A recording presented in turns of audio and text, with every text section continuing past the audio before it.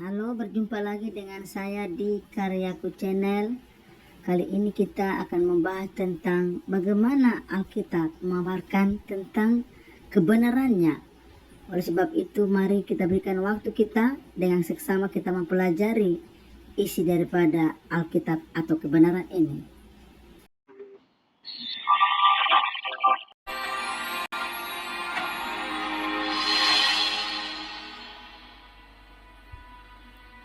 Saya ingin menceritakan suatu kisah yang mengubah hidup banyak orang di seluruh dunia.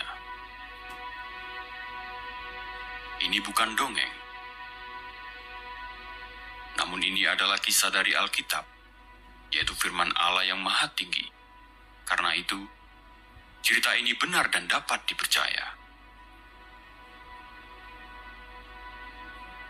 Hanya ada satu Allah, dan dialah Allah yang Maha Tinggi. Allah yang Maha Tinggi lebih berkuasa daripada semua orang. Roh, pemuka agama, pemerintah, atau berhala yang disembah banyak orang.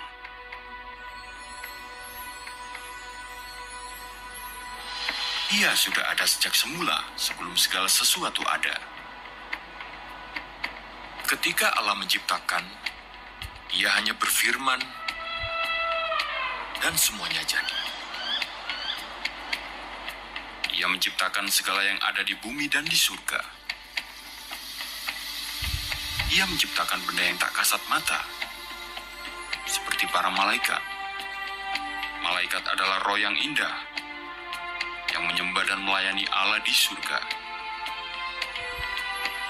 Allah juga menciptakan benda-benda yang dapat kita lihat, matahari, bulan, bintang-bintang, bumi, segala tumbuhan dan hewan. Akhirnya, Ia menciptakan seorang laki-laki dan perempuan seturut gambarnya. Ketika Allah menciptakan segala sesuatu, Ia berfirman, "Ini sungguh sangat baik." Allah menempatkan laki-laki dan perempuan itu di taman yang indah. Setiap hari mereka berjalan-jalan bersama-sama dan memiliki hubungan yang erat dengan Allah dan dengan satu sama lain. Allah menyuruh mereka merawat taman itu dan menikmati semua yang ada. Ia memberikan kepada mereka satu perintah yang khusus. Ia berfirman, "Kalian boleh makan buah dari semua pohon di taman ini. Hanya ada satu pohon di tengah taman yang tidak boleh kalian makan buahnya. Jika kalian makan buah dari pohon itu, kalian akan mati." Hubungan laki-laki dan perempuan itu dengan Allah dan hubungan mereka satu sama lain sempurna. Allah menciptakan kita untuk memiliki hubungan seperti ini dengannya dan dengan sesama.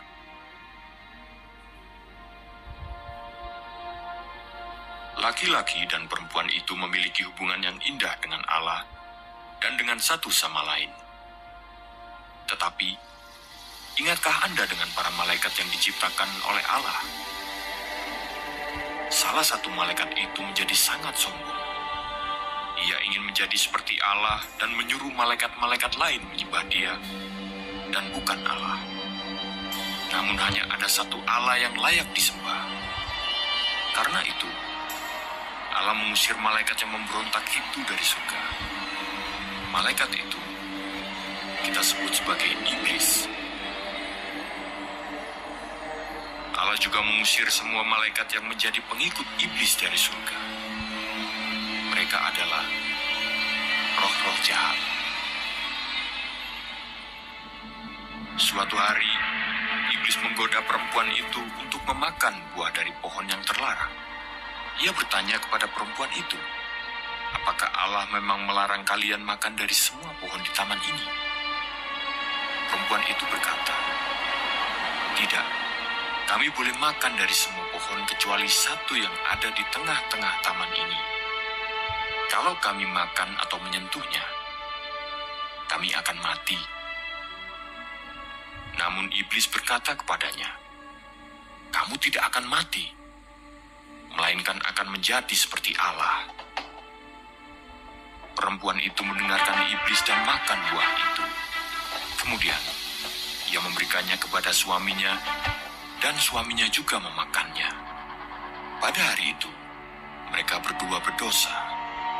Dosa terjadi kapan saja ketika kita melanggar perintah Allah. Allah benar dan kudus. Ia harus menghukum kita ketika kita tidak menaatinya. Allah mengusir laki-laki dan perempuan itu dari taman, dan hubungan mereka dengan Allah putus selamanya. Seperti laki-laki dan perempuan itu, kita semua telah berdosa. Hubungan kita dengan Allah putus, dan akibat dosa adalah hukuman kekal di neraka ketika kita meninggal. Kita tidak dapat hidup selamanya dengan Allah seperti rencana Allah sebelumnya. Apa yang bisa dilakukan?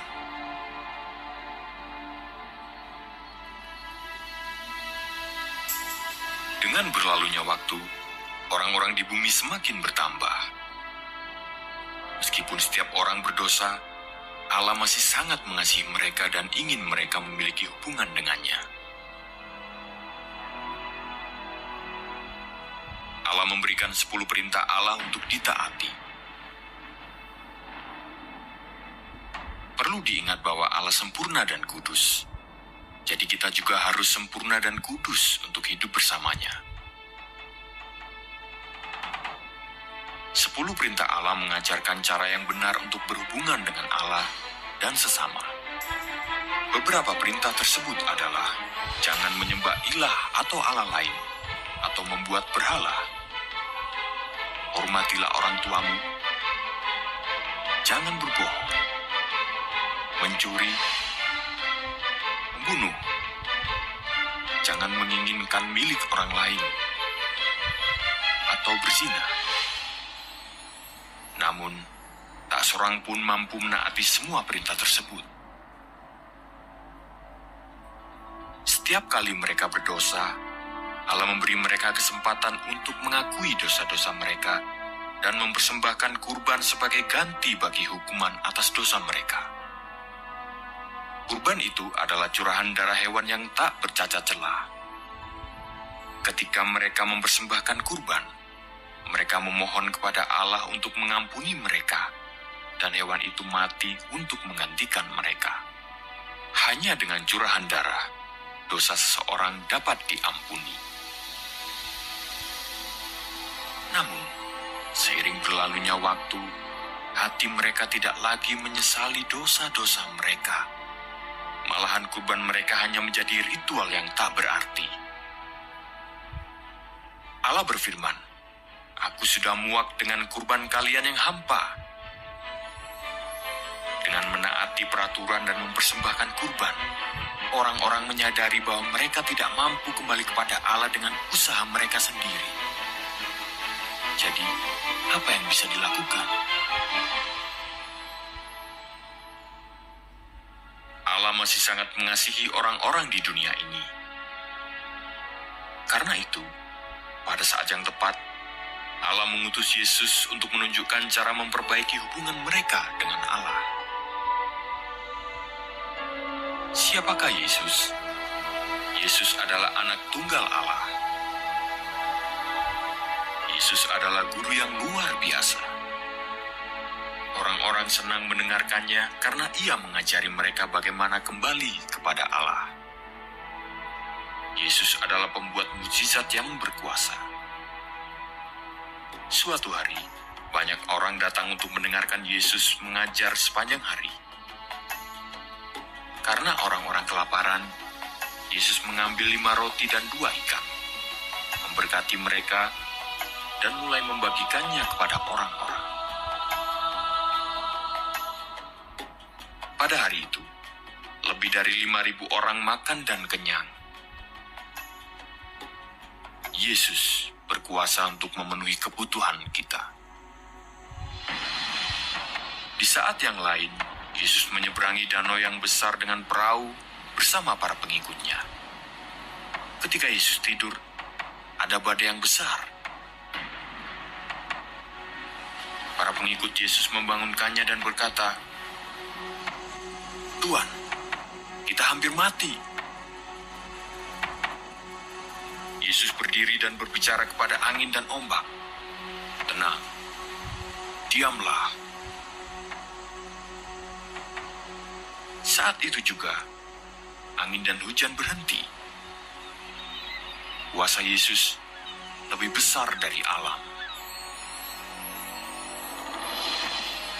Ketika Yesus tiba di seberang, ia bertemu dengan orang yang kerasukan, yang tinggal di tengah-tengah kuburan. Ia dirasuki banyak roh jahat dan sangat berbahaya.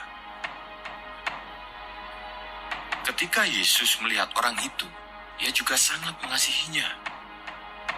Ia berbicara kepada roh-roh jahat itu dan berkata, "Keluar!" Saat itu juga, roh-roh jahat meninggalkannya dan dia menjadi orang yang waras. Kuasa Yesus lebih besar daripada roh-roh jahat.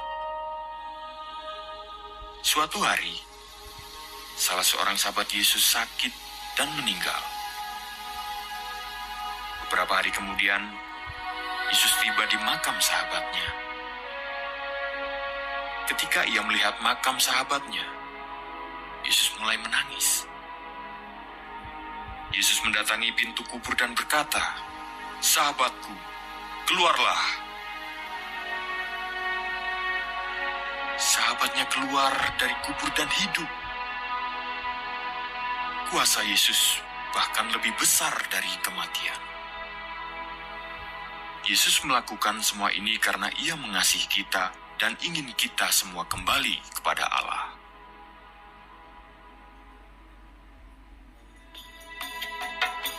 Yesus adalah anak Allah dan guru yang luar biasa, serta pembuat mujizat yang penuh kuasa. Dan dari semua orang yang pernah hidup di dunia ini, hanya Yesus yang tidak pernah berdosa. Ia sendiri tidak layak dihukum karena dosa. Begitu banyak orang yang mengasihi Yesus. Namun, beberapa pemimpin agama cemburu pada Yesus. Mereka menangkapnya, mengadilinya, dan memutuskan untuk membunuhnya. Mereka meletakkan Yesus pada sebuah salib yang besar. Mereka memaku tangan dan kakinya ke atas salib. Pada saat ia tergantung di salib, darah Yesus yang berharga menetes ke tanah. Ia berseru, "Sudah selesai." Yesus menjadi kurban yang sempurna dan yang akhir. Allah mengasihi kita dan mengizinkan Yesus mati di salib, menggantikan kita. Yesus menanggung hukuman atas semua dosa kita. Hanya melalui curahan darah, dosa kita dapat diampuni. Seseorang harus membayar dosa kita. Sesudah Yesus mati hari itu, sahabat-sahabatnya mengambil jenazahnya dan menaruhnya di dalam kubur yang terkunci. Namun, ceritanya belum berakhir.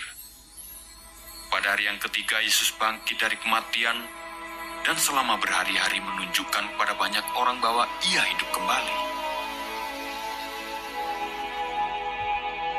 Ia membuktikan bahwa dirinya adalah anak Allah. Kemudian, ia kembali kepada Bapanya di surga. Yesus menggantikan hukuman kita dan sekarang menyediakan jalan bagi kita untuk kembali kepada Allah. Hanya Dia yang dapat menunjukkan jalan kembali kepada Allah.